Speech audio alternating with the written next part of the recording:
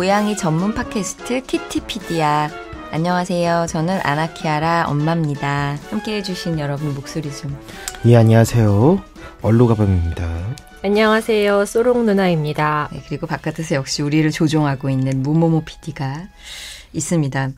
보니까 저희 이제 정말 유능하신 분들 다 오시네요. KITTIPDIA 맨날 그 페이지 말씀드렸었는데 많은 분들이 오셨어요. 진짜로 팟빵으로도 오시고 페이스북으로도 오셨는데 먼저 팟빵에 다리달님이랑 GKGK22님도 사연 올려주셨습니다. 우리 그 공동 진행자로서 얼루가범님께서 예. 이 다리달님 사연 좀 소개해 주시면 안 될까요? 예, 그 팟빵 다리달님 사연입니다. 본격 죄책감 방송 재밌네요. 예전 집사 출신으로 저 또한 더 잘해주지 못한 점, 몰라서 못해준 점이 생각나네요. 언젠가 다시 집사가 될 때 많은 공부가 되는 방송을 기대합니다. 많이 흥하세요. 라고 보내주셨습니다. 흥할 수 있을 것 같아요. 우리 공부가 아니라 오락이 되는 방송을 지향하고 있는데. 그러니까 참 웃으려고 시작한 방송인데 어느 순간부터 이제 반성과 참회의 시간. 예. 저는 맨날 회개하잖아요. 오늘도 굉장히 많은 참회의 눈물을 준비해놓고 손수건 방송. 늘 손수건을 들고 온답니다. 것 같아요. 나중에 되면 혼나고 싶은 사람 이리로 오라. 뭐 이런. 그러니까요. 이 소롱 누님 무섭단 말이에요. 근데 그 정체를 안 밝히실 거면서 일로 오라고 하시면은 뭐 어떻게 복면 DJ 뭐 이런 거 하시게요? 그러니까 실제 마음하고 많이 다르신 것 같아요. 네. 제가 봤을 때는. 이게 습관이 참 무서운 것 같아요. 그리고 이걸 제가 소롱 누님한테 소개해달라고 하는 건 너무 잔인한 것 같아요. 그래서 제가 소개하는데 GKGK 그 22님은 우연히 알게 됐는데 재밌어요. 근데 수의사님이신가요? 목소리가 비슷한 것 같아요. 그러셨어요. 이 사람 아는 것 같은데 네. 이분 알고 계신 것 같습니다. 제가 그래서 얘기했잖아요. 이름을 가명을 쓸 거면은 헬륨가스라도 마시고. 저 목소리 변조를 하는 뭐 이런 거를 해서 할까. 이미 늦지 않았을까요? 오늘이 벌써 5화인데 응? 그래서 막 그 모모모 PD님이 알아서 하겠죠. 뭐 워낙 유능한 PD니까 그러면 요 부분만 뭐 헬륨가스 처리한다거나 뭐 좀 부탁드립니다. 네. 굉장히 난색을 표현하고 있고 될 대로 되라는 얼굴에 하면서 이제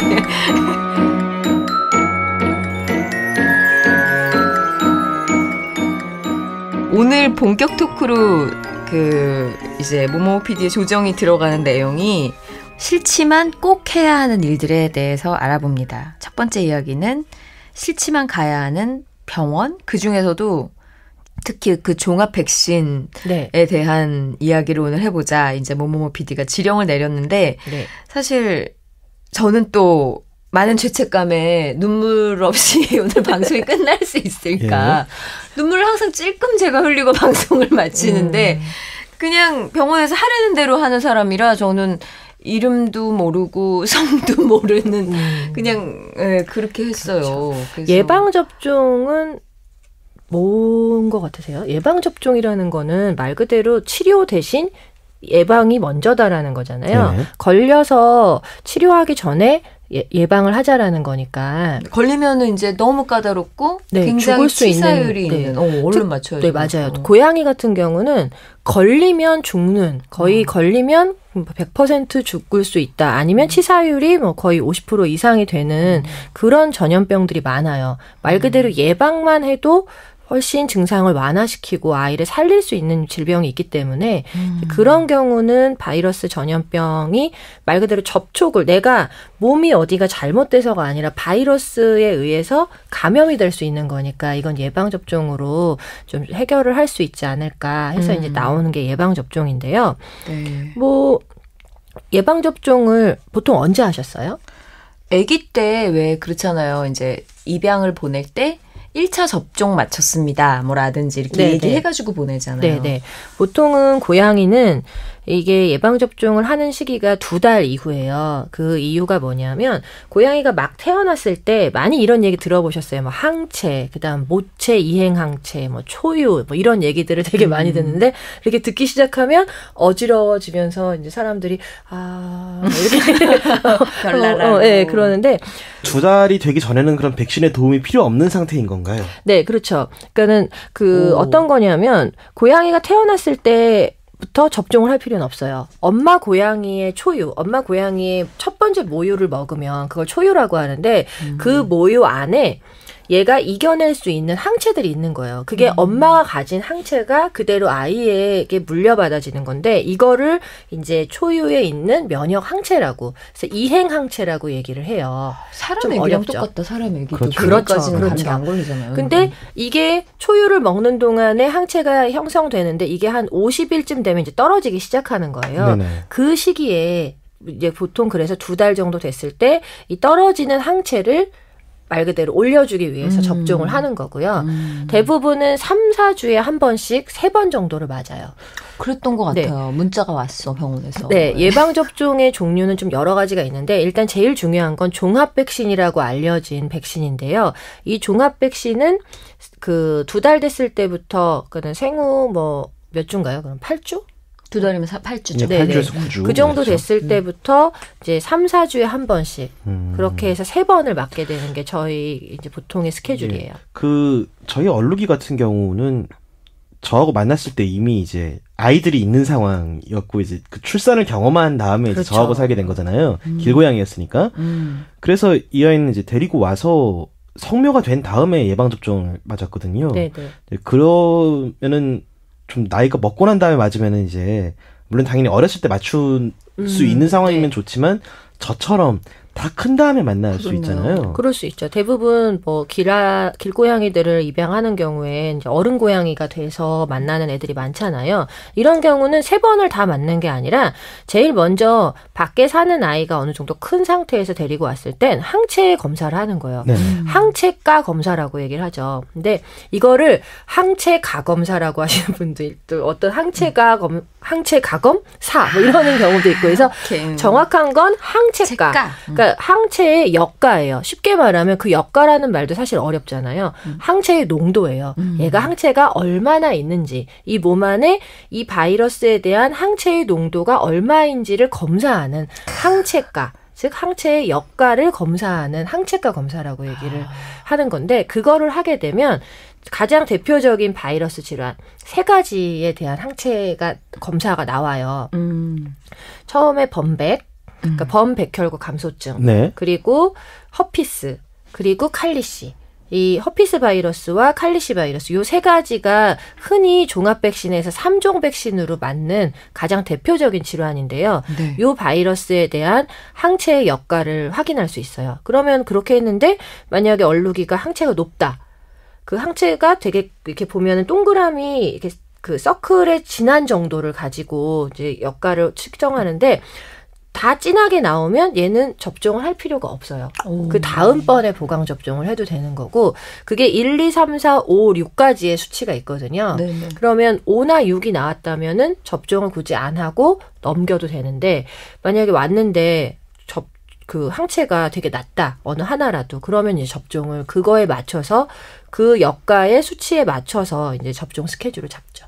그러면 얼룩이처럼 1년이 있었는데 하여튼 어떤 이유로 얘가 뭘 맞았는지 알 수가 없는데 역가를 검사를 해보니까 안 맞았는데도 괜찮은 애들도 있어요? 안 맞아도 대부분은 이제 뭐 1살 이상이 돼서 1-2살 이상이 돼서 들어온 아이 중에는 대부분 범백혈구 감소증에 대한 항체가 있는 애들이 좀 많아요. 그런데 의외로 허피스나 칼리시에 대한 항체가 없어서 그 접종을 하게 되는 경우가 많거든요. 그렇게 생각하시면 돼요. 그 저희 집 애들도 그 종합 백신을 맞추고 나서 나중에 또 검사를 했는데 범백 항체는 그렇게 많이 높지 않아서 네. 추가로도 맞췄던 기억이 있네요. 네, 맞아요. 그런 것도 있어요. 이게 진짜요? 항체 검사가 중요한 게, 그러니까 항체가 검사죠. 항체가 검사가 중요한 게 3번을 맞았어요. 똑같이 맞았는데 나는 다 맞았으니까 됐어. 이게 기계가 아니다 보니까 어떤 애들은 항체가 좀 덜 생기는 애들이 있단 말이에요. 그래서 더 이제 맞게 되는 경우가 있어서 반드시 접종을 하고 나면 내가 갖고 있는 항체가 이 아이가 갖고 있는 항체가 얼마인지를 좀 알아야 될 필요가 있어요. 세상에. 안 하셨죠? 그럴 리가 제가 어떻게 아나요? 아나야 내가 어떻게 네. 아나? 아니 근데 사실 병원에서 그거에 대해서 예를 들어 3번을 다 맞추셨습니다. 그런데 한 번 더 피 검사를 하러 오세요라든지 그러지 않으면 사실 제가 알 수가 없잖아요. 네, 근데 보통은 뭐 이런 경우가 있거든요. 근데 저한테 왜 그러세요? 그러니까 뭐 우리가 아무도 이렇게 나무라지는 않는데 아닙니다. 뭐 가장 흔한 보호자의 이제 네. 모습이죠. 그 여러분들 애니메이션들 중에 그 범죄 사실을 발견하고 나면 눈매가 더러워지는 우삼이라는 토끼가 나오는 애니메이션 있거든요. 더러워져야 된다고 눈매가. 눈매가 더러워집니다. 흔들리죠 지금. 아니 코롱 누나가 가끔씩 가다 저희가 상식 이하의 질문을 하면은 이게 눈매가 굉장히 그 우삼이짱처럼 바뀌면서 저희를 좀 제가 굉장히 교양 있는데 눈매에서 저는 상당한 죄책감을 느낍니다. 아니 뭐 이렇게 눈매가 더럽다는 얘기는 아니고요. 그거는 이제 애니메이션 안에서 아닙니다. 표현이 그렇게 됐다는 거니까. 그러니까 이렇게 알게 된 거 아닌가 싶어요. 저는 요거 덜고 갈게요. 네네. 일단 아나키아라가 중성화 수술을 할 때쯤 피 검사를 하잖아요. 네네. 8개월쯤에. 네. 그때 아마 정상입니다. 아나는 수술 가능합니다. 이때 이제 그런 것까지 다 나오는 거 아니에요? 아닙니다.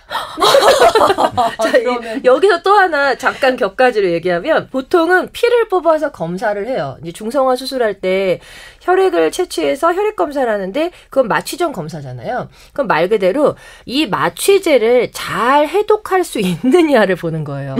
그 간이나 신장의 기능을 검사하는 건데 떨렁 그 검사를 하시고 대부분 모든 검사의 내용이 다 여기 들어있다고 생각하시거든요. 건강에 모든 항체가 다 나중에 얘기를 하시죠. 아니 얘가 뭐 당 수치도 높고 뭐 이런데 나중에 아니 얼마 전에 마취전 검사했는데 그때 다 알지 않았나요? 뭐 심장사상충 괜찮지 않았나요? 뭐 이렇게 얘기하는데 아니에요. 요거는 각각의 검사를 하는 방식이 다 다르거든요. 항체가 검사는 키트 같은 게 있어요. 이렇게 한 검사하는 시간이 35분에서 40분 정도 되고요.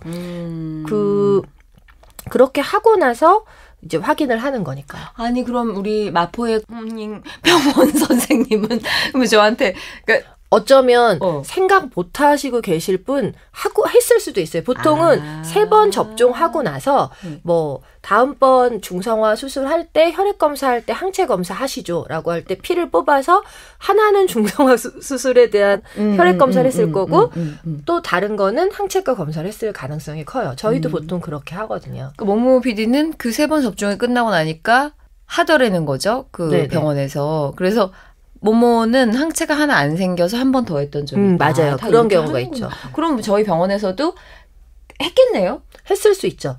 근데 모르시는 것도 어떻게? 아니, 그러니까 확인하시는 가장 간단한 방법은 그 아이들 왜 진료 수첩 있잖아요. 네네. 거기에 이제 그러면은 얘를 뭐를 몇 월 며칠 날 몇 차를 맞췄고 하는 것들을 다 적어주세요 보통. 그리고 항체가 검사하면 그 스틱을 이렇게 붙여도 주거든요. 수첩이 없으신군요. 아니, 병원을 몇 번 바꿨더니 직장 엄마는 직장 캣맘한테 그렇죠. 너무 하시는 것 같아요. 근데 사실 병원을 바꾸는 경우들이 종종 있으니까요. 많아요. 저만 하더라도 원래 다른 병원 다녔다가 그 소롱 누나가 왜 다른 병원 가냐고. 영업한 겁니까 네. 제가? 그러니까 뭐 그 소롱 누나 그 사시는 곳이 그러니까 병원이 그 저희 집하고도 좀 거리가 있는데 늘 차도 없는 사람이 이렇게 그 아이들 케이지 넣어가지고 끙끙거리면서 갑니다만. 그러니까 그래서 그런 것들 때문에 좀 혼란해하시는 분들도 계시고. 맞아요. 그래서 어떤 분들은 아예 속편하게 병원 바꿀 때마다 아예 아싸리 검사는 다 하고 들어가는 분들도 계시더라고요. 그거 저는 반대입니다. 그러니까 저는 수첩을 가지고 계시면 병원이 바뀌더라도 그 내용을 내가 모르지만 병원에다가 입력을 해달라고 항상 하시고 그 수첩을 가져가서 제가 잘 모르는데 요대로 했었어요라고 하면 거기 기록이 다 있거든요. 심지어는 체중도 다 적어달라고 하세요. 그때마다. 그리고 뭐 수첩 하나를 가지고 가셔서 뭐 아이가 곰팡이 치료를 받았다, 피부 치료 받았다, 뭐 설사를 했다 이러면 그 내용도 좀 적어달라고 하시면 다 안 적어주는 병원이 없어요. 그렇게 해주시는 게 좋죠. 병원에다가 하는 게 아니라 내 수첩은 내가 관리를 해야 되겠네요. 그죠? 병원에 옮겨더라도. 네네. 수첩을 병원에 맡겨놓는 건 별 의미가 없어요. 자기가 갖고 있으면 되는 거니까요. 그리고 이제 가끔 이런 경우 있어요. 내가 첫 번째 접종을 1차 때 했어요. 근데 데리고 온 지 1달 반이 넘은 거예요. 그래서 2차를 지금 2달 됐는데 뭐 이때쯤 하는데 그냥 일단 맞춰주세요. 뭐 이렇게 하고 또 그다음에 2차를 어쨌든 맞았어요. 세 번째 3차 접종을 하는데 한 3달 만에 오신 거죠. 그래서 제가 너무 바빠서 그랬는데 어쨌든 자기는 횟수를 3번을 채우면 된다라고 생각하는 그런 보호자분들도 계신데 이런 경우에는 반드시 항체가 검사를 하셔야 돼요. 그 도로아미타물이어서 1차부터 다시 해야 되는 경우들이 있잖아요. 그렇죠. 이게 각각의 횟수마다 이유가 있어요. 첫 번째 백신, 그러니까 첫 번째로 맞는 거는 최초로 만들어지는 항체예요. 이게 말 그대로 백신 안에 바이러스를 몸 안에 넣어주는 거잖아요. 네.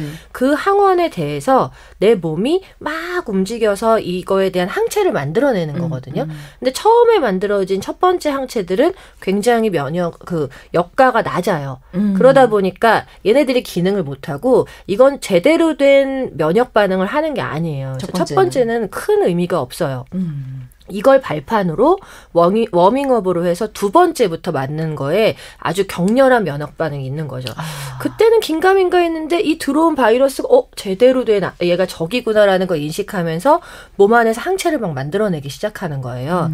그런 다음에 이제 세 번째는 그걸 다지기를 한다고 생각하시면 돼요. 근데 보통 강아지들은 2주에 한 번 뭐 이렇게 맞는데 얘네들은 고양이는 3, 4주에 한 번씩 맞는 게 여러 검사를 해보니 여러 가지 이제 테스트를 해보니까 그 기간에 맞는 게 가장 이렇게 밑으로 떨어지는 항체의 농도, 그 역가를 가장 올려줄 수 있는 그 적절한 간격이더라라는 게 이제 지금의 얘기고요.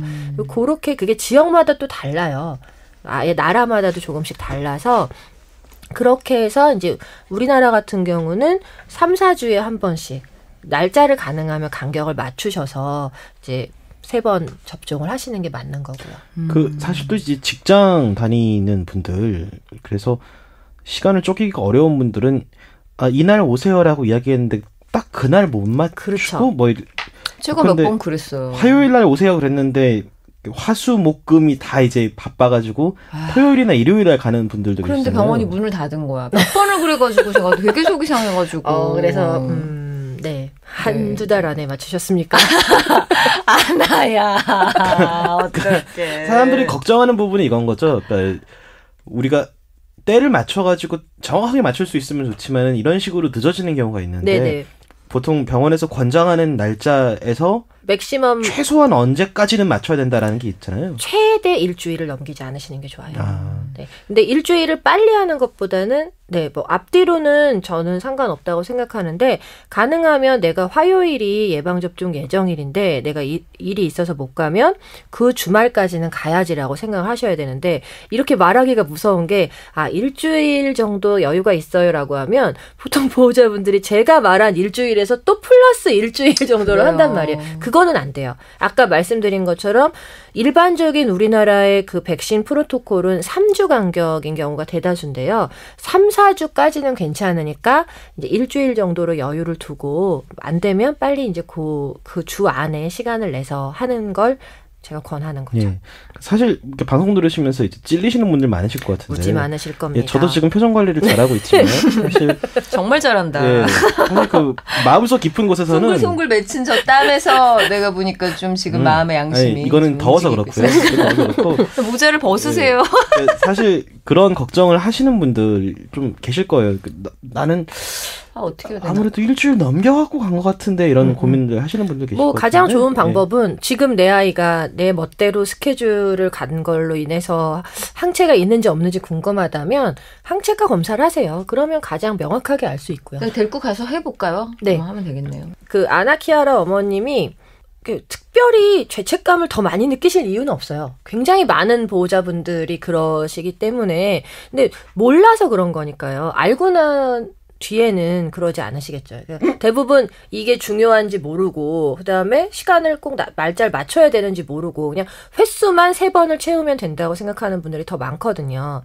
그런 것만 좀 생각하시면 하고 또 이 방송 듣고 또 걱정되는 건 당장 내일 멀쩡히 자고 있는데 갑자기 애를 막 병원 가기 싫어하는 애를 붙들고 끌고 가가지고 피를 뽑고 이러는 저 불상사를 안 만들었으면 좋겠고 이제 알고 계셨다가 지금 조금 이제 스케줄을 잡아서 아이가 뭐 스케일링을 한다던가 아니면 다른 뭐 미용을 간다던가 할 때 병원을 가는 길에 하셨으면 좋겠다는 거죠. 오늘 녹음 마치고 집에 가면은 밤 한 11시쯤 되니까 24시간 동물병원에 내리고 가야지. 24시간 동물병원에 접종하러 가면 정말 진상됩니다. 밤 12시에 접종이 웬 말입니까? 그리고 야간 진료비 붙어요. 할증 30%. 그러니까 24시간 동물병원 중에 그 불을 켜놓고 문을 열어놓는 게 아니라 이게 두드려야 열어주는 당직이 서 계시는 경우들이 많잖아요. 그러니까 말하자면 응급실인 건데 약간 응급실에 맞다. 이제 그 밴드 사러 가는 것 같은 그런 그렇죠. 느낌. 이거는 제가 병원 입장에서 좀 변명을 하자면 정말 말 그대로 24시간인 이유는 병원이 24시간인 이유는 이게 24시간 모든 진료를 다 하겠다는 게 아니에요. 보면 시간이 8시까지인가 보통 일반적으로 8시 이후부터는 야간 진료예요. 말 그대로 야간 응급 진료거든요. 아이가 아파서 그 피치 못할 사정으로 와야 되는 말 그대로 응급실을 운영하고 있는 건데 갑자기 응급실에 가서 저 여기 까졌는데 밴드 붙여주세요 이러면 거기에 있는 인력들이 정말 중요한 아이를 못 보게 되는 경우도 생기고 입원을 하고 있는 아이들을 돌봐야 된단 말이에요.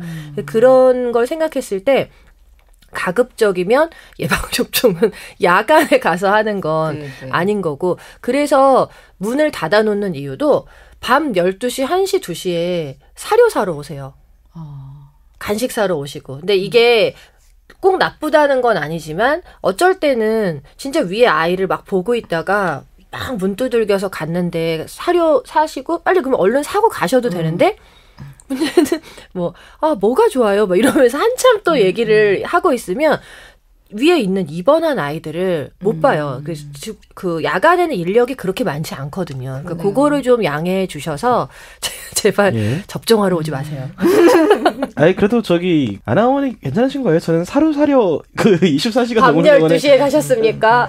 12시면 1시 뭐 이럴 때 이제 근데 문이 닫혀 있길래 아니, 우리처럼 세상 바쁘게 사는 사람들은 어쩔 수가 없음을 24시간 편의점에 이용하듯이 그렇죠. 그러니까 웬만하면 시간을 쪼개서 이제 낮에 사료 같은 건 또 인터넷으로 구매를 하는 게 좋을 것 같아요. 병원 얘기해도 진짜 시간 진짜 무지가겠다. 네, 맞아. 그리고 접종을 가능하면 저는 낮에 하시라고 해요. 그 이유가 뭐냐면 2차, 3차 때는 면역 반응이 되게 활성화된다 그랬잖아요. 그러다 보니까 그 과민 반응이 있어요.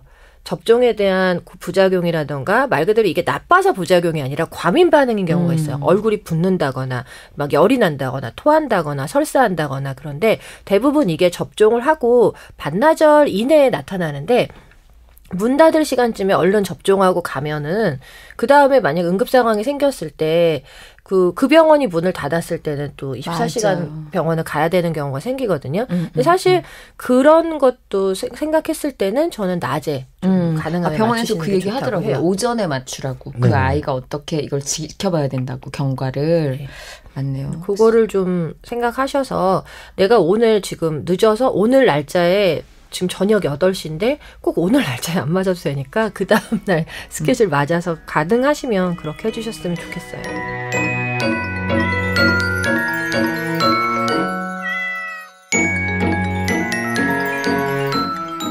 아까 범백. 네. 범백 얘기하시. 범백, 허피스, 칼리시. 이 3종 백신이 가장 흔해요. 요즘에는 4종 백신을 맞는 경우도 있는데 4종 백신 같은 경우는 범백, 허피스, 칼리시, 클라미디아.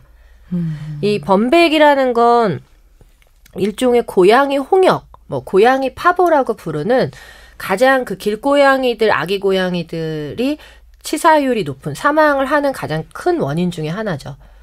구토, 설사, 혈변 이런 걸로 해서 전염성 장염이에요. 그러니까 강아지 파보 바이러스 장염하고 같은 바이러스거든요. 그래서 식욕부진이 있는데 구토가 있는데 접종을 안 했다. 혹은 설사를 하는데 접종을 안 한 고양이다 이러면 문제가 생기는 거고 급성이에요. 그러니까 뭐든지 바이러스는 감염되고 잠복기를 거쳐서 한 이틀에서 6일 안에 나타나거든요. 그 안에 나타나는데 증상이 발현되는 건 어제까지 밥을 잘 먹었어요. 또 오늘 갑자기 밥을 안 먹기 시작하는데 이상하다. 오후에 갑자기 혈변 보고 다음날 죽을 수도 있어요. 그렇기 때문에 예방접종을 안 한 아이들은 특히나 신경을 많이 쓰셔야 되고 가능하면 접종만 하면 범백혈구 감소증 같은 경우는 예방이 되니까 그 좀 제때 접종을 하시면 될 것 같아요. 또 많은 사람들이 그런 거를 걱정을 하잖아요. 왜 우리 아이는 바깥에 나가는 산책량이도 아니고 뭐 다른 고양이들과 접촉이 딱히 없는데 그쵸. 왜 이런 거에 걸릴 위험이 있나요?라고 물어보는 사람들도 있잖아요. 네, 꽤 많아요. 이게 문제가 뭐냐면 첫 번째는 사람이 감염 매개체가 될 수 있어요. 사람의 손, 그리고 내가 신발, 그리고 옷 이런 거에 꼭 그 고양이를 만지지 않았어도 고양이가 그러네. 지나간 흙 이런 것들을 밟을 수도 있는 거고 그 고양이를 어떤 감염된 고양이를 만진 사람이 잡은 손잡이 그걸 내가 잡을 수도 있는 거고 그렇기 때문에 예방접종을 꽁꽁 집안에 숨겨놓고 멸균 상태로 키우지 않는 한 이 멸균이라는 건 거의 불가능하거든요. 집사가 집에 들어오기 전에 멸균 시스템을 그렇죠. 거치지 네. 않는 한. 그런데 그 일반적인 멸균도 아니에요. 그 범백 같은 경우는 이 파보바이러스가 얼마나 강하냐면 흙 속에서도 3년 이상 생존해요. 대박. 그러니까 이거는 그 접종밖에는 저는 방법이 없다고 생각을 하거든요. 그러니까 저는 범백만을 위해서라도 접종은 반드시 예. 필요하다고 생각하고요. 범백. 이게 또 일단. 어린아이들만 걸리는 게 아니라 그쵸. 그 나이를 먹은 아이들도 걸리면은 그러니까 그건 것 같아요. 뭐 치사율이나 생존율 이런 것들을 이야기하는 것도 굉장히 뭐 물론 걸렸을 때는 그런 퍼센테이지를 따져서 생각하는 것도 좋지만은 걸릴 확률이 얼마입니다라고 이야기를 해도 그거는 되게 숫자가 무의미한 게 내가 걸리면 100%인 그렇죠. 거잖아요. 그렇죠. 모든 확률이라는 거는. 그래서 저는 이렇게 좀 맞추는 게 맞지 않나. 어우, 당연하죠, 당연하죠. 저도 그 예전에 한번 그 주변에서 그 범백으로 아이를 떠나보낸 지인이 있었을 때 그때 제가 소롱 누나 맞아요. 연락 가서 이제 아이들 범백 항체가 있는지를 다른 진료하면서 아마 재차 검사를 했던 걸로 기억을 네, 해요. 맞아요. 거기는 이게 범백 바이러스 그게 없었어요. 백신을 안 맞춘 애라서 세상을 떠난 거예요.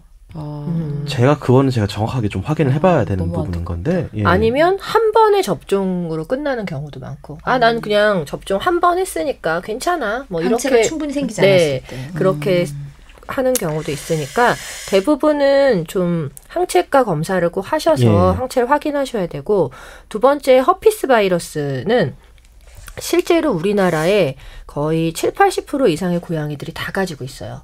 단지 증상이 크게 발현이 되냐, 발현되지 않느냐라는 건데 이 허피스는 제일 많이 있는 거 눈곱 끼고 눈물 많이 흘리고 이후에도 콧물 많이 흘리고 뭐 이런 것들이 있는데 상부호흡기관 질환 그러니까 고양이는 상부호흡기계 질환이 많잖아요. 칼리시 바이러스나 허피스 바이러스가 대표적인 그건데 일명 고양이 감기죠. 재채기. 그러니까 급성으로 나타나는 재채기, 콧물, 눈물 이런 것 때문에 길고양이 중에 이렇게 구조된 애들 보면 눈곱 잔뜩 껴있고 콧물 막 코 꽉 막혀가지고 기침하고 이러는 아이들이 대부분 허피스 바이러스 감염인 경우가 있고 그 칼리시랑 조금 다른 게 같은 상부호흡기계 감염인데 구내염. 입이 헐어 있다던가 혀가 이렇게 궤양이 있다던가 하는 경우는 칼리시 바이러스일 가능성이 더 높고요. 이걸 진단하는 건 이제 PCR이라 그래서 그 검사를 보낼 수 있는데 바이러스 진단을 할 수 있는데요. 요거는 나중에 한번 전염병에 대한 얘기를 할 때 좀 더 구체적으로 할 거고요. 이 허피스가 많은 이유는 우리나라의 대부분 고양이를 이제 입양하는 방법이 첫 번째는 길냥이일 수 있고 두 번째는 분양을 받는 건데 이 분양을 받는 데들이 워낙 환경이 열악하다 보니까 그리고 한 마리만 키우진 않을 거 아니에요. 그렇죠. 여러 마리가 있는 그런 스트레스가 많은 사육시설 그리고 여러 마리를 키우는 가정집 그리고 밖에서도 여러 마리와 접촉을 하다 보니 당연히 허피스 바이러스는 생길 수밖에 없어요. 문제는 뭐냐면 이게 어느 정도 치료를 2차 감염만 있지 않으면 어느 정도 치료를 해서 회복이 되거든요. 증상이. 그 다음부터는 얘네가 신경계에 침투를 하고 있다가 그 잠복해서 계속해서 재발을 해요. 우리 그때 제가 동영상 보여드렸잖아요. 저희 키아라 이거 지금 왜 소리 안 내냐? 왜 지난번에 제가 뭐 이런 소리 냈던 거. 네네. 뭐야 끝까지 소리 안 냈어. 잠깐만요. 다른 동영상인 것 같아요. 잠깐만요. 약간 우리의 소리를 써서 이거. 듣는 것 같은 느낌으로. 네, 이 아이도 허피스에 감염이 돼 있을 가능성도 있겠죠. 근데 뭐 재채기를 한다고 기침을 한다고 반드시 그런 거는 아닌데 아까 말씀드린 것처럼 허피스 바이러스는 거의 대부분의 고양이들이 가지고 있는 애들이 꽤 많아요. 되게 안타깝게도. 그래서 그러면 이렇게 물어볼 수 있잖아요. 우리 애는 예방접종 했는데 그럼 허피스 감염이 되나요? 라고 얘기를 하는데 허피스가 가지고 있다가 이게 스트레스랑도 관련이 있어서 스트레스가 있을 때 발현이 되는 경우도 있는데 아닌 경우도 있어요. 그리고 증상이 미미하게 그냥 눈만 잠깐 깜빡거리거나 눈물을 좀 흘리는 걸로 끝나는 애들이 있고 눈곱이 막 나오고 눈이 빨개지고 눈을 잘 찡그리게 되는 그 정도로 심하게 감염 증상을 보이는 애들도 있고 애들마다 되게 다양해요.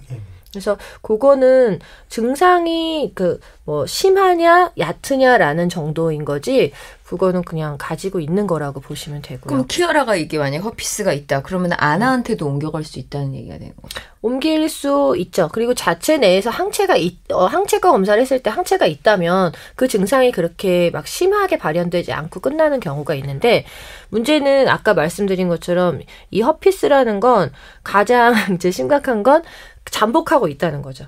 계속. 잠복하고 있다가 스트레스가 생기거나 할 때 나중에 평생 계속해서 재발을 할 거예요. 사람도 그렇잖아요. 뭔가 이제 면역력이 좋고 이제 컨디션이 좋을 때는 어떤 바이러스를 가지고 있어도 그게 발병이 안 되다가 면역력이 떨어지는 순간 이제 그 증상들이 막 나타나고 발병을 하기 시작하는데 그러면은 대부분의 고양이들이 되게 많은 고양이들이 허피스를 갖고 있다라고 하면은 네. 이게 발병을 했을 땐 치료는 어떻게 해야 되는 거예요? 치료요? 네네. 치료 방법은 그냥 대증 치료예요. 아, 증상만 네. 컨트롤하고. 네네. 안타까운 건 이거는 백신으로도 완벽하게 예방을 할 수 없어요. 근데 이제 그나마 제일 해줄 수 있는 건 백신을 해서 증상을 완화시킬 수 있죠. 이 백신을 맞으면 허피스에 감염이 돼도 증상을 최대한 줄일 수 있는 좀 거니까. 생기니까. 네, 그렇게 하는 거고 이게 이 허피스 바이러스가 뭐냐면 사람의 대상포진 있죠. 대상포진과 같은 바이러스라고 보시면 그러니까 돼요. 우리가 흔히 헤르페스라고 부르는 네네네. 거죠. 네, 그것도 대상포진에 걸려서 완치가 되는 게 아니잖아요. 어느 정도 갖고 있다가 스트레스 받으면 다시 생기고. 자꾸 걸린다고 그러더라고요. 네, 그런 거랑 똑같은 거예요. 언제 누가 갖고 있는지, 내가 허피스에 감염이 돼 있는지 아닌지는 모르는 건데 이제 그런 경우가 되게 많죠. 네, 그러면 사람들이 이렇게 물어볼 수 있잖아요. 이미 이렇게 많은 고양이들이 가지고 있고 우리 애도 가지고 있을 수 있는데 그럼 백신을 맞추는 게 무슨 의미가 있느냐. 그러니까 사람들이 흔히 백신이라고 했을 때 이걸 맞으면은 절대 안 걸림. 약간 V3나 노튼 바이러스처럼 이렇게 컴퓨터 백신처럼 이렇게 다 없애줌이라고 생각했는데 뭐냐라면서 백신이 무용한 거 아니냐라고 묻는 사람들도 있을 것 같아요. 100% 방어를 하는 건 아니지만 전혀 방어율이 없는 건 아니거든요. 특히나 허피스에 감염되기 이전에 그때 예방을 하게 되면 2개월 정도에 맞춰서 운이 좋게 그 전에 두 달이 되기 전에 허피스가 감염되지 않은 상태에서 그 예방을 하게 됐을 때는 뭐 훨씬 허피스 감염되지 않고 지내는 아이들도 있으니까요. 근데 문제는 우리나라는 대부분의 번식장이 환경이 좋지 않다 보니까 허피스 감염을 가지고 있는 애들이 많고 또 대부분 아기 고양이를 구조하게 돼서 허피스 감염이 된 아이를 구조하는 경우가 많다 보니까 이제 그렇게 해서 뭐 다 큰 어른 고양이를 구조할 때도 이미 허피스를 앓은 병력이 있는 아이들이 오는 경우가 있어서 대부분 그래서 우리가 이제 주변에서 허피스 감염된 고양이를 많이 보게 되는 거고요. 네. 중요한 건 이거는 뭐 평생 몸에서 완전히 제거되지 않는다. 하지만 백신으로 100% 방어는 아니어도 백신을 맞으면서 항체를 만들게 되면 정말 심한 경우 눈이 빨개져서 눈을 못 뜬단 말이에요. 그리고 통증도 있고 아무리 안약을 넣어도 눈을 계속 찡그리고 있는데 그런 증상까지가 아니라 뭐 눈물을 잠깐 흘리고 약 넣어주면 좀 괜찮아지고 이런 정도로도 갈 수 있으니까요. 그러니까요. 그렇게 해서 좀 회복을 시키는 게 맞지 않을까. 완치는 놀랍네. 아니지만 회복은 가능하다. 70% 가지고 있다 그러면 진짜 이거는 높은 유병률이잖아요. 네, 사실은. 저도 몰랐어요. 네, 몰랐는데 예전에 그 대학병원 있을 때 그 안과 하시는 그 교수님한테 들었던 게 네, 우리나라에 있는 고양이들, 그 뭐 아마 다른 나라 고양이도 마찬가지겠죠. 그런데 눈 크기나 얼굴이 더 눌린 애들이냐 아니냐 뭐 이런 거에 따라서 증상이 발현되는 정도가 심각하냐 아니냐일 뿐이지 거의 대부분 가지고 있다라고 보시면 돼요. 그 얼굴이 눌린 품종이 조금 더 허피스에 대한 증상이 더 심각하게 나타나요. 왜냐하면 눌려 있다 보니까 그 털 때문에 눈이 자극을 받는 경우가 더 많거든요. 그래서 더 많이 생기고 눈도 크고 그래서 그런 경우가 있죠. 그 아까 칼리시하고 허피스 둘 다 이제 상부 호흡기 질환에 관련된 바이러스인데 칼리시는 이제 구내염이나 이제 그 구강 내에 네네.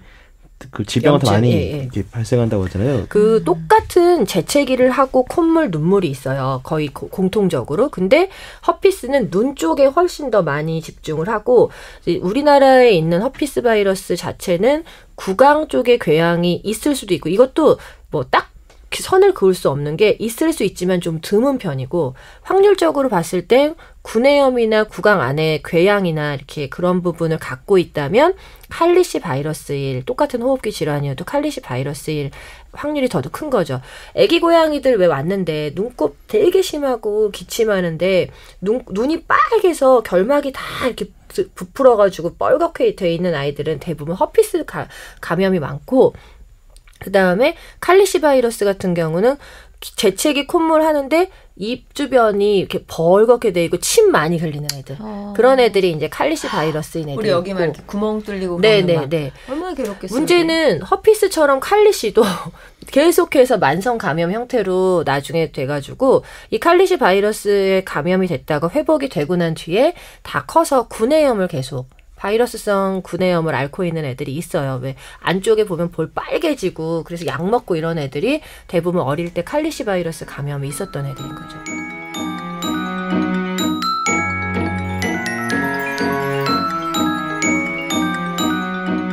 그만큼 정말 저는 접종이 중요하다고 생각해요. 다른 접종을 떠나서 종합 백신을 우리가 이제 코어 백신이라고 하거든요. 그 필수 백신인 거예요. 이거는 꼭 맞추셨으면 하고 한 가지 스케줄을 조금 더 얘기하자면 아까 기본 접종 3번 맞았잖아요. 네네. 3번이 기본 접종이고 그런 다음에 뭐 항체가 검사에서 항체가 생긴다면 1년 뒤에 다시 한번 보강 접종을 해요.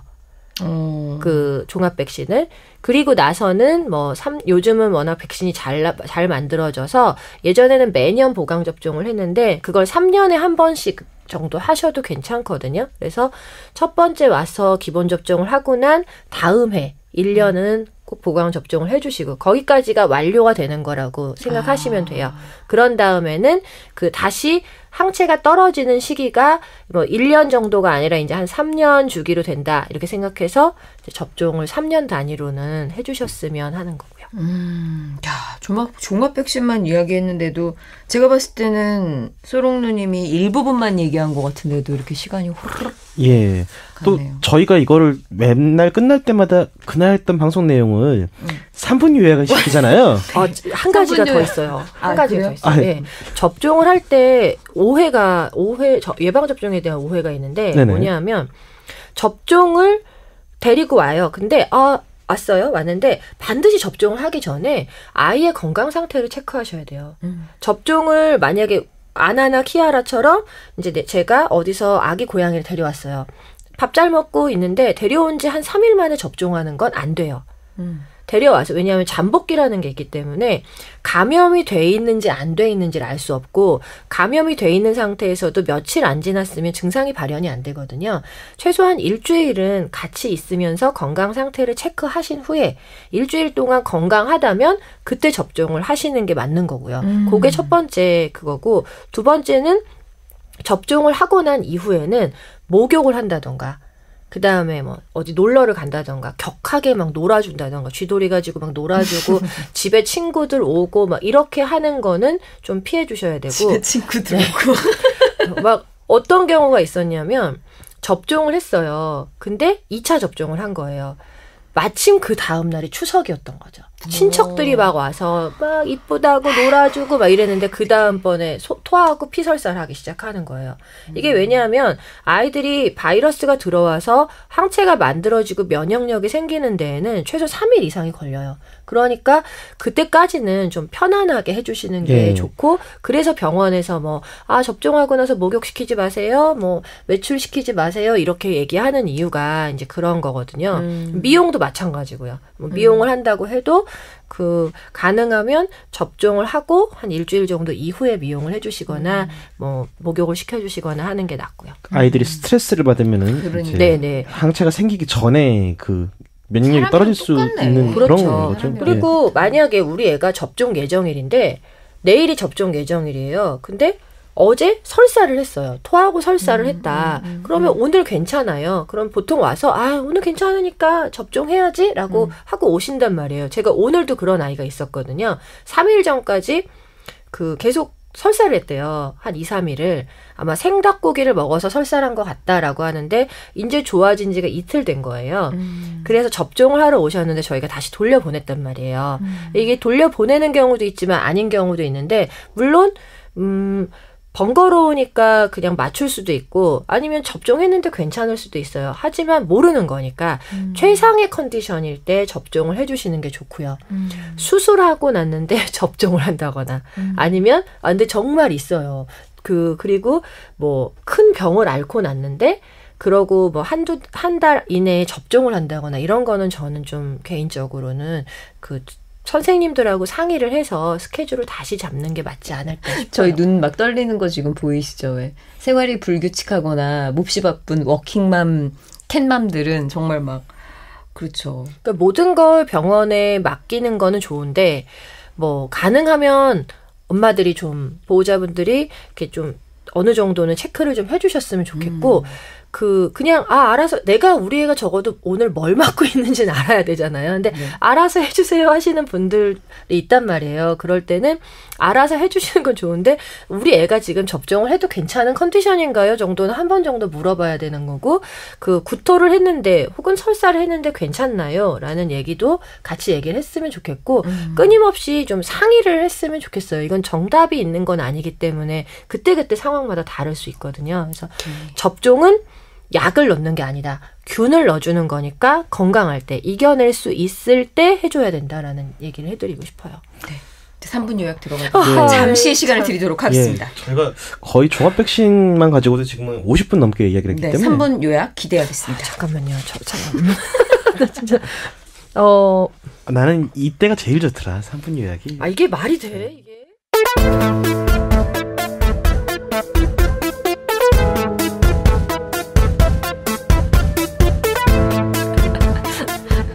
처음으로 겁먹은 소롱누님 누님의 얼굴을 보니까 막 기뻐지네요.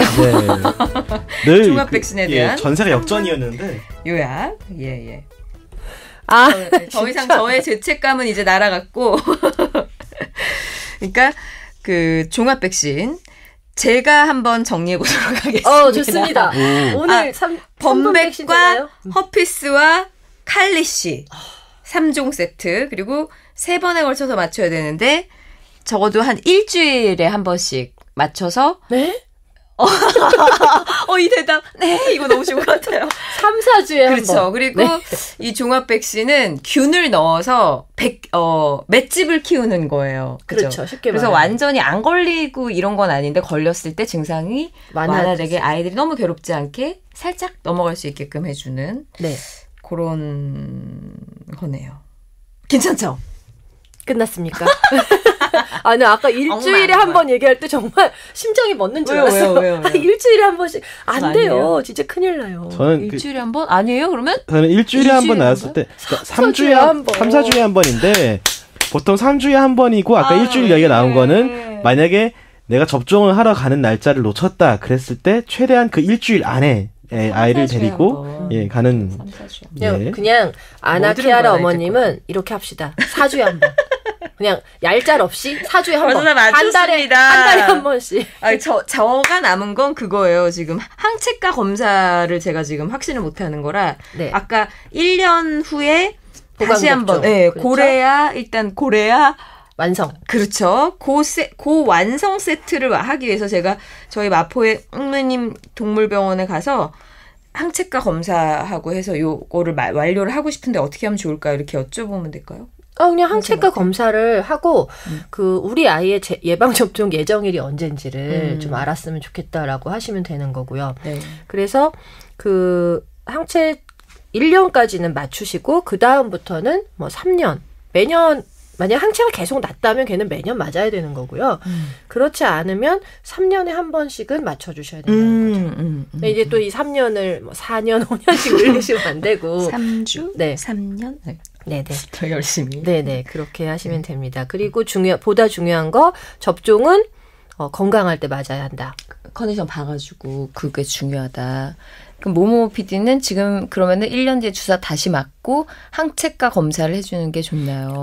1년 뒤에 주사를 맞고 나서는 항체 검사를 할 필요가 없고요. 네네네. 그 다음 해에 만약에 조금 더 우리 애가 항체가 잘 생기지 않는 아이다라고 하면 그 1년 뒤에 항체 검사를 하시고 3년이 될 때까지 불안하시면 항체가 검사를 해서 매년 우리 아이가 지금 갖고 있는 항체를 확인하는 게 좋죠. 네. 그렇게 하시면 되고 접종을 할 때는 접종 전 아이의 컨디션을 확인해라. 그리고 아픈 상태에서 컨디션이 좋지 않은 상태에서 접종은 권하지 않는다. 접종하고 나면 과민 증상을 관찰해야 되기 때문에 가능하면 낮에 접종해라. 오케이. 그리고 접종하고 손님 안 되고 외출 안 되고 파티하지 목욕 안 되고 네 쥐돌이 피하고 쥐돌이 격한 쥐돌이 안 된다. 그리고 이제 뭐 그런 정도면 될 것 같아요. 야, 진짜 이 종합 백신도 사실 들어갈 때 우리 소롱 누님이 되게 걱정 많이 했는데 요 정도로 일단 마무리 네.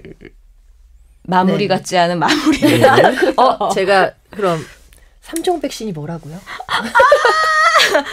범백, 허피스, 칼리시. 좋습니다. 전 이걸로 오늘 만족하겠습니다. 네.